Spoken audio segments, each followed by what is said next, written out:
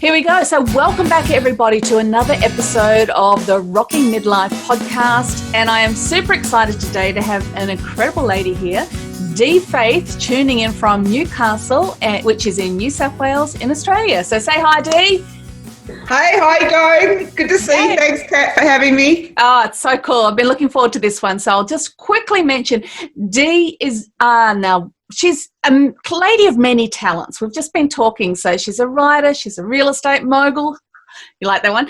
She's a mum, and she's written a really brilliant book called, wait for it, The Dickhead List, which I had the honour of reading that one out to a lovely dressed bunch of people last year when I was actually the MC at another book launch that Dee had also contributed to. So that's where we connected. But Dee is currently about to launch an amazing project, the Middy Show, which is a podcast, and it's going to be looking at the lives and vibes of musos, I should know that, having been one, local around Newcastle and beyond. She's going to be showcasing their songs, talking shop about the coronavirus and all those fun things that affected our life and what's happening in isolation and all sorts of things. So this is an amazing, talented lady. She's on national TV all the time in Australia. She's a speaker. She's an author. Like I said, she's a real estate lady. I just want to, let's talk to Dee. Hey, Dee, tell us a little bit about yourself real fast. Sum it up. Ooh, that was a great intro. Thank you. You're welcome. Yeah, it's been a whirlwind year. It's been a whirlwind year. COVID's affected all of us, hasn't it? It sure has. It sure has. I mean, back in February, I was at the Adelaide Fringe Festival, which has just celebrated their 60th year. Wow. 60th year of, entertaining people through the arts. And, come February, did 3 shows in 2 nights and literally got on the plane to come home that day. And that was kind of when Corona, it went from being something that was international to actually being something that came onto Aussie shores. Yeah. And from February, that was February the 14th until sort of beginning of April, that kind of 5 weeks, it's just changed us all, hasn't it? It has. The ironic thing was I was in Adelaide just after you. I was there for the Professional Speakers Conference, the big Australian and New Zealand one. And I saw all the remnants of the Fringe Festival hanging around and all the advertising. And yeah, like you said, that's when everything changed. In fact, I came back after New Zealand lockdown. So I then spent the next 2 weeks sitting in my bedroom on my lonesome, which was really fun. And then we completely locked down after that. Yeah. So how have you found it? Have you found it? Because you're such a bubbly person who's out there interacting people and you're a performer. You work with live audiences. How has this affected you? And I'm a hugger. Oh, I love a hug. Yeah. Not many of them around. Yeah, it's been mad. I think that, if you're taking an opportunity, if you can kind of get your head into that space, it's a really good time where you can be creative and write and, sort of figure out what you're going to do with yourself. But one of the things with live performance is you are interacting with people and you really thrive off that energy, of being in front of someone. And last Wednesday night at one of our local pubs, the Wickham Park Hotel, they had an open stand-up, like an open mic for stand-up comedy, and it was cool. Which I did for 4 minutes. Yeah. It's so good to be back on the mic, just that energy. But the people that are sitting there are far apart at the beginning of the night, and by the end of the night, everyone's had a couple of drinks and sitting on each other's laps. We are human beings, and we need to touch one another. That's just I've heard so many people online saying that people are just craving connection. And craving connection. Yeah. Alcoholism has gone through the roof. So there's something like 428% of bottle shop sales have gone up in Australia, which means people are drinking it at home. And there's a saying, if you drink alone, you're an alcoholic. If you invite someone over, you're hospitable. Oh my gosh. And I really think because people haven't been coming over, it's rising with depression, suicide, domestic violence, abuse. So it's got a whole lot of different kind of things to it that, we talk about this in the Middy Show because it's about midlife. For the most part, most of us have gone through divorce or some financial setback where you've got to start from scratch. You know, like you start getting cellulite on your tummy from menopause. You know, like you've got all these changes that are happening to you constantly that I think that, you know, it's not healthy to stay at home with a bottle in your hand and, you know, rock in the fetal position. We need to talk about things. We need to, like, you know, lift the vibration. And, I mean, one of the things with the Middy Show, which is so cool, it actually launches today. Oh, that's so exciting. The timing's perfect. There it is. I love the logo. Very cool. People who are listening to this podcast need to go watch the YouTube video of this so you can see what Dee's holding up here. Oh, true. And, I mean, the Middy Show, like, not only is music such a universal language, I mean, you don't even have to understand what the words are. You can still get the vibe through the beat. So, really, really important. And one of the topics that we're talking about tonight is medical marijuana.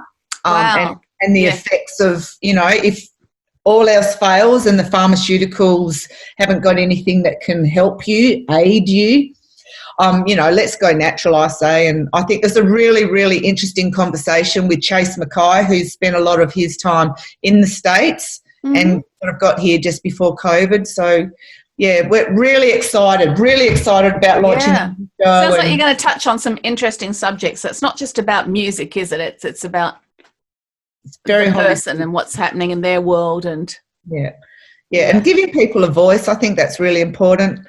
Yeah. And when it comes from the intention where you want to help people and sort of, you know, encourage people and, you know, so that people can be better versions of themselves, I think that's a really, really good place to start. It is. Now, I'm going to take you back a little bit. Like I said, I met Dee in June, you were saying it was. I couldn't believe it was that long ago, when I was emceeing a book launch for a friend over here, and Dee was one of the contributing authors. Now, Dee got up and spoke, as did all the authors, and this woman is comedy gold. Just as soon as I heard it, I was like, this is my woman. I love her, love her, love her, love her. Now, like I said, the name of her book, also their other book that she'd written, was so cool, The Dickhead List. But there's a reason to it. It's been part of your journey at midlife. So just tell us a little bit, because I don't know if you're aware, Dee, you know, my community that I have, Rocking Midlife, has over 5,500 women in it. And you're going to find this interesting. There's two in particular who I interviewed 2 years ago who were scammed in romance scams online. In fact, one of them's gone on now to set up a charity in the States working with the FBI to help stop people getting burnt with these scams. Yeah, you're going to want her name to interview her, aren't you? Yeah. Yeah, so it's something that we've actually talked a little bit about in the group, and it's something, unfortunately, that happens to midlife women because they get targeted because they're often vulnerable and lonely and having gone through all these different changes in their lives. Can you just tell us just a little bit of what you went through with your... I mean, it's really perfect, and I'm not ashamed to talk about my journey because it was part of my growth, and I wouldn't be where I am today if it wasn't for it. And I'm not going to go as far as to say that I'm really grateful that the experience happened. Because it had some really dire consequences. But for the most part, in a nutshell, I was separated from my husband in 2013, went through a year before I got divorced, did all that sort of stuff. Started online dating kind of when I felt like I was ready, and didn't know anything. I was so naive to the whole online dating thing. I didn't realise that people, you know, that predatory narcissists exist. I didn't even know that was a thing.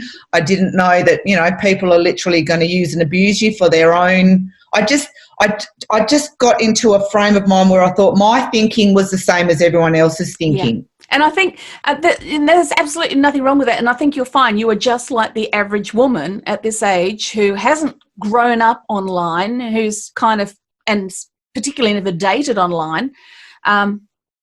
I think we'd all be just as naive because so many of us take people at face value, don't we? We give them the benefit of the doubt. And we want to. Yeah.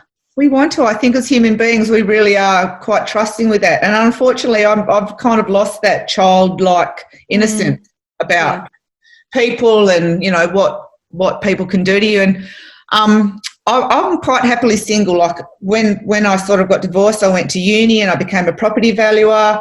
I mean, I've already got a real estate background anyway. I just wanted to enhance some of the tools in my toolkit. Yeah. You know, like, and this man, he, my ex-husband. Oh no, wait, I just have to take this. He's gone. So I which I still get along with my ex-husband, you know what I mean? He's really cool. And I've just lost my train of thought. You're right. But you're basically, talking about... I met this guy. I didn't meet him online, but I did meet him. And he ended up living with me. Mm-hmm. And pretty much took over the kitchen, took over the finances. He just took over my life, really. Wow. And he did it really slowly, surely, and subtly. Yep. Yeah. But anyway, at the end of the day, I put $100,000 in his bank account and he still owes me 87. Oh, my goodness. So, yeah, I got right royally, Yeah. Yeah. I mean, and I took my eye off the ball. So I guess, the collateral damage was my kids and also my business and my mental welfare, my mental health just plummeted. So it's good. It's been quite a journey to get back to where I am, where I actually feel first time in my life my feet are back on the ground, and I've seen kinesiologists, I've seen healers, I've seen psychologists, I've seen everyone I can to, get my life back on track. And that's what you've got to do. You've got to love yourself before you can love anyone else, and you've also got to forgive yourself. Yeah, that was actually something I was going to just ask you about. Were you able to forgive yourself for getting into that situation, understanding that you were a victim? And I can imagine there's probably been a lot of undoing and of mental patterns and thought patterns, and you having to rebuild your confidence as a person again. Yeah, I have spent a lot of time crying in the fetal position. But I guess, that's where growth comes from. And I can safely say I've come out the other end, and I'm, part of the whole Middy Show and the podcast that I'm doing is to give back. Yeah. It is. I feel like as much as the Dickhead List. I mean, it's such a really good book. It's a great book. I loved it. I loved reading it. It was so cool. I mean, there's a lot of check-up from the neck up sort of stuff. There's a lot of things that, can protect yourself as women. And I also think as a sisterhood, like an actual sisterhood, we need to look after each other. And I think we also need to encourage and teach our men how to be men again. Yeah. Yep. I know that's pretty controversial, but I think somewhere along the line something's been lost. And I think women, especially when you're lonely and feeling vulnerable, you may do things that you wouldn't normally do otherwise. And I think that at that point, if it doesn't feel right, and they call it a gut feeling for a reason, if it doesn't feel right, then it probably isn't. Yeah, yeah. That's good. Yeah. So that's some advice then for other women who find themselves single and negotiating the dating pool at midlife. Yeah. And run it by your girlfriends. Let them know where you're going out. Give them your number or the address, or, find my phone or whatever it is. It's a really important time that we need to look after our sisters. And, that was my house deposit. Yeah. That's huge. Okay, so now I find myself renting. I find myself, just the trajectory's changed just because this guy was so convincing. Yeah. Yeah. And your self-worth, though, you've come back from that. I mean, you get up and work as a comedian. Well, you get up and perform as a comedian now, which is amazing, and I love that. So coming from a broken person who's, gone through what you do to getting up and being a comedian, I mean, that's huge. Do you use any of this as your subject matter in your comedy act, by the way, or is it? I do. I don't want to give it too much airtime, I guess, because I feel like I've moved on from that. But I also think there's a responsibility with what I've gone through to kind of share the intention with other women because, it can creep up on you, and before you know it, next minute they've got your house. Yeah. And I guess it's the same thing with men too. Like men are probably, in the same situation where they're going, oh, I don't want to get involved with this woman. She's going to take half my house.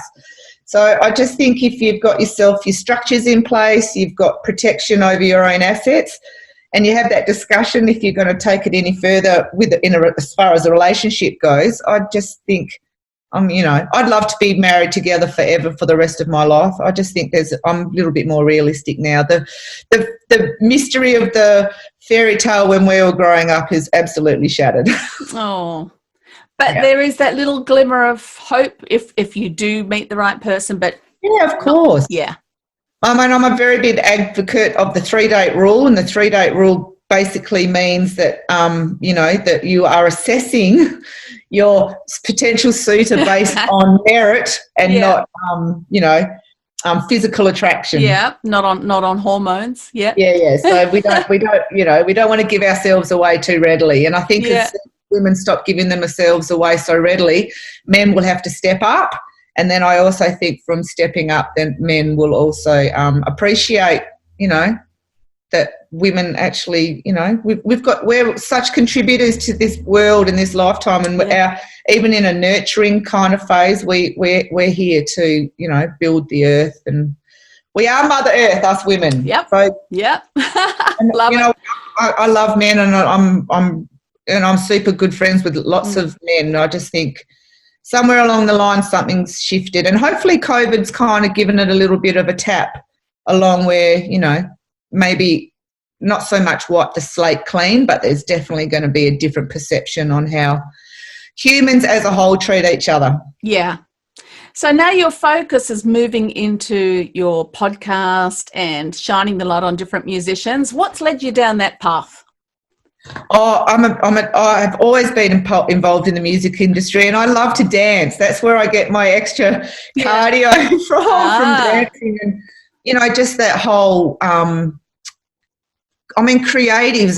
The creatives just rule the world. There's just something magical about music. I just love it, and the fact that you can bring out some beats to make people feel happy. And I think also music has such a powerful force because you can anchor yourself to a time, a place, a situation that, if you're feeling down or you're feeling like you're not in the right space, you can put the song on and it gives you hope.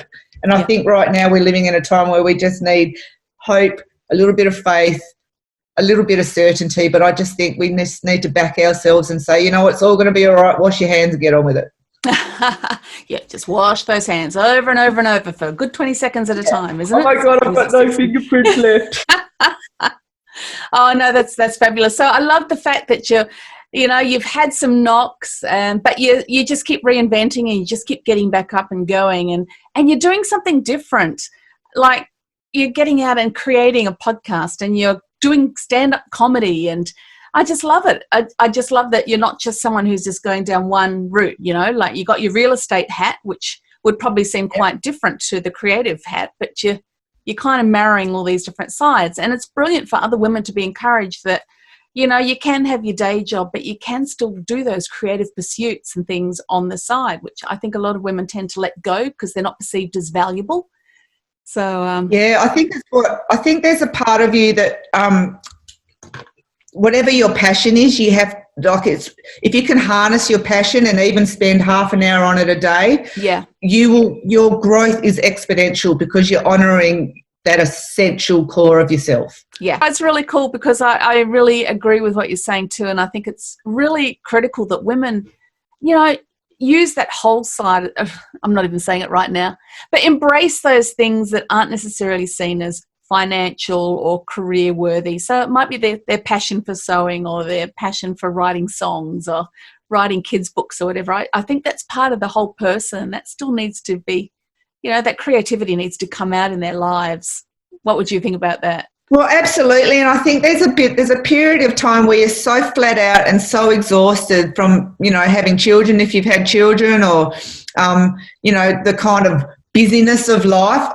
I think more than ever we need to be mindful of taking time out for ourselves, and whether that is to exercise or whether that is to go to the beach and put your feet in the sand, or whether that is to sew, or whether that is to garden, or whether that is, to paint a mural on a wall or on a bus and go for a trip around the block, because that's pretty much all we can do at the moment in COVID. And I think what happens when you feel like especially now that with COVID, that you feel like a bit of your freedom's taken away, more now than ever, this is the time where you need to plant yourself into the earth and go. I really do love painting. I'm going to paint something tonight. And you say to your husband and you say to your kids and you say, I've got 3 hours blocked out on Saturday between 12 and 3. Please don't disturb me. Schedule it in. Yep, that's brilliant. Yep, I used to say the same thing to gym clients. Schedule it into the diary, stick with it. And if you can do that for your creative pursuits, then there's not that frustration that you're you can't be creative anymore because you're always busy, busy, busy. And I think, I love what you said too about telling everyone to leave you alone. And I think the big thing too is turning off social media, because how many hours can we find that we've been sitting there scrolling when we could have picked up the paintbrushes, or we could have gone for that walk or whatever, but we've just fallen down that little black hole of scrolling. And it's a vortex. It is. It's like having conversation with a neighbour sometimes, and you leave them and you're like, I don't even know what that conversation is about, but I'm never getting that hour back. And that's exactly what social media is like. It's so easy to just go down these rabbit holes, and and then you wonder why you don't have time to do the things that you really want to do and that you really love. And to schedule it in. And now the phone tells you how long you've been on the social media, how long you've done important information. And I must say, through COVID, it's gone down for me, so that's good. I guess being by yourself really makes you think. Like in ISO life, you really kind of figure out what is important to you, who you want to hang out with, what other activities take priority over things that, like once upon a time we used to go to the shops just to go shopping. Like, you know what I mean? That would be a 3-hour thing, where now 3 hours you can, write a chapter, you can, whatever it is you'd want to do. You can paint a house, you can renovate a section. Just start from one corner and then do something for 10 minutes, and, next minute, 3 hours later, you've painted a room. There's something more satisfying, and, that sense of achievement and self-worth and accomplishment. I think in a time when we're feeling like we're out of control, the only thing that we can actually really focus on is in ourselves. And if we can do something that makes us feel better in that environment, I think that's more satisfying than scrolling or, Absolutely. Absolutely. And it's funny because it's not like it's rocket science what we're talking about either, is it? But women are so good at neglecting that side of their lives and just filling it with busy stuff and, not doing that. And particularly at midlife when there is that void. Yeah, busy doing nothing, busy scrolling. But, I don't know, how old are your children, Dee? I've got one doing HSC at the moment, and she's kind of, it's been unsettling for her. Her final year of year 12. Yeah. They've been to school all of maybe 6 or 8 weeks since April. Wow. I've found some, the consequences in a family unit when a teenager who was already going through teenage issues, that kind of thing gets taken away from them. And she's just got a driver's license, so she's reaching independence. And at that age, the kids really need each other. It's a social time. That's where you're learning, you're developing yourself, you're figuring out who you are. It's really important. I've got a 16-year-old. She'll be 16 in September, and she goes into high school next year. And the coping mechanisms, they don't know if the schools are getting closed down next week. That whole uncertainty is really tricky for the kids. And on top of the rest of everything else that's going on, I think this is the time now you actually really got to hold your kids close. Yes. Give them a hug. Tell them they're doing fine. Whatever they're going through now is going to pass.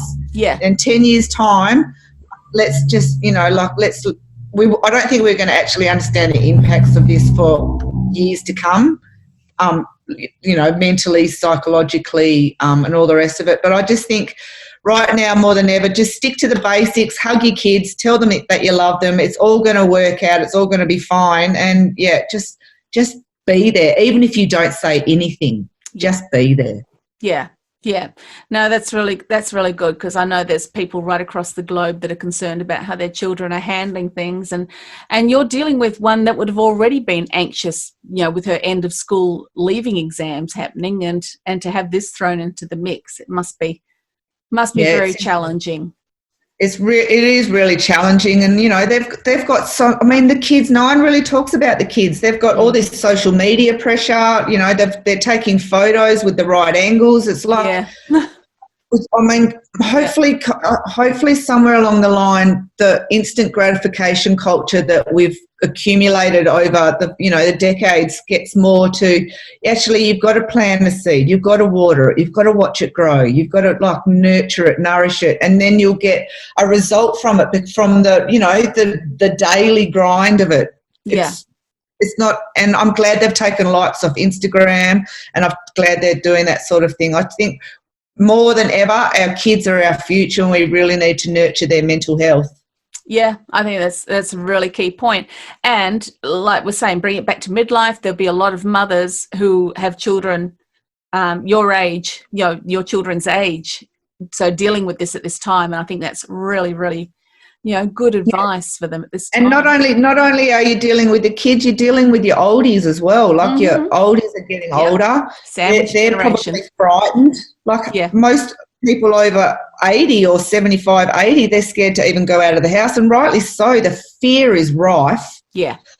So I just think, and I lost my dad in November last year, and so that was been a really tough ride just to kind of go through grief.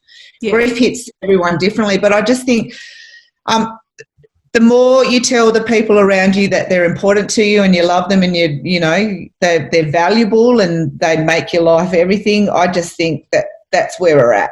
Yeah, that's really cool.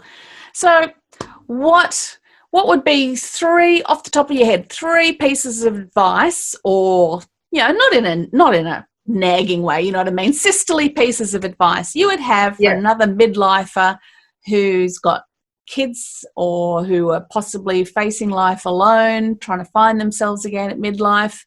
What would you suggest to them? I'm throwing this at you with no prep here. Yeah, no, I mean, and there's a few things. I think there becomes, the older you get, I think there's more of an accountability factor. I think if you can fundamentally think about your karmic actions, I believe that's a good thermometer for moving forward. Mm-hmm. So if someone says to you, if you have a gut feeling about, someone dating someone else and you feel like you're an option, step away. Yeah. Remove yourself. Don't be part of that game. You're worth more than that. Your worthiness is more important to you than, instant satisfaction when it comes to, meeting someone casually to make yourself feel better for a couple of hours. I think that's a really big thing.